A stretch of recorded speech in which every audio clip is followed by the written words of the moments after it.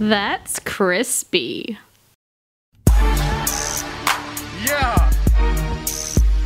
Chedder, catch me at the toy shops.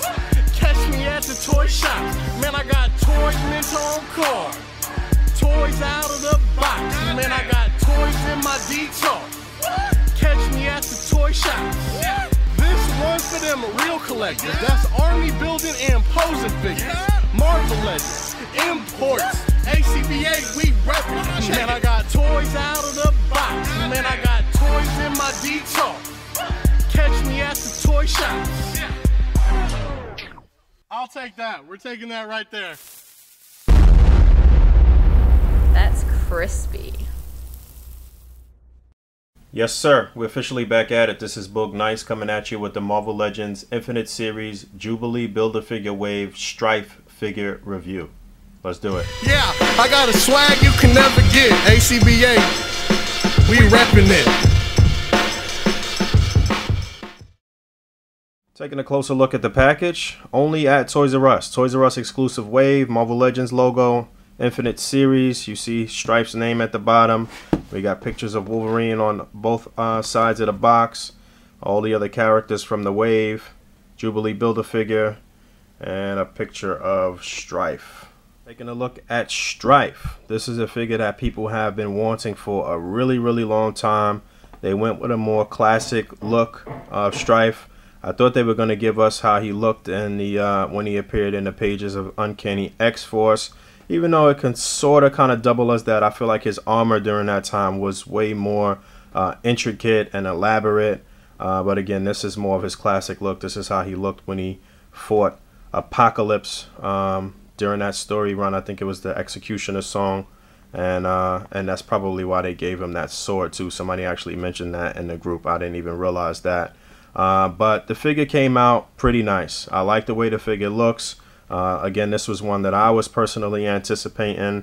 He looks good. Let's go over the articulation. So the head is on a ball joint. You can move it down just a bit and up just a bit. It can turn all the way around. It can get a full 360 rotation. The head does actually pop off.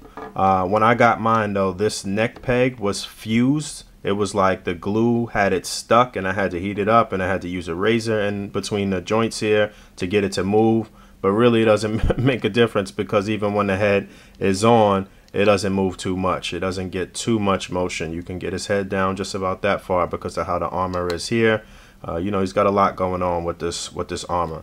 The shoulder is on a ball joint. You can get a decent range of motion, but again, it is hindered just a little bit by the way his shoulder pad is here, so you're not going to get it up this way. The shoulder pad is not moving with the arm. You get a double jointed elbow. You get an upper bicep swivel. The wrist rotates, and it's on a hinge as well, but I can't really get it to move forward too much. It'll move back, and you can rotate it here. This piece here is a separate piece, so they did make it where you could actually kind of move that around, and again, a customizer might be able to take that off and use it for something. I believe that this is the mold that they use for Hyperion, just with all of these add-ons, so it does get a nice ab crunch. This part here is a separate piece too, so it's not hindering articulation. Arm is the same, except on this side you got the open sort of fist, so you can put the sword in there. You get the T-joint here. You can rotate them here at the pelvis and rotate where the thigh is. You get a double jointed knee. Do you get rotation here? No rotation at the boot, but the foot is hinged, and there is a ankle pivot as well. So you can actually get them into some decent poses, being that they made it where some of these pieces don't actually hinder the articulation. Now, my major thing with him is that the cape is not removable. I would have loved to get this cape off and maybe do something with a cloth cape and get him sitting on a throne or something like that.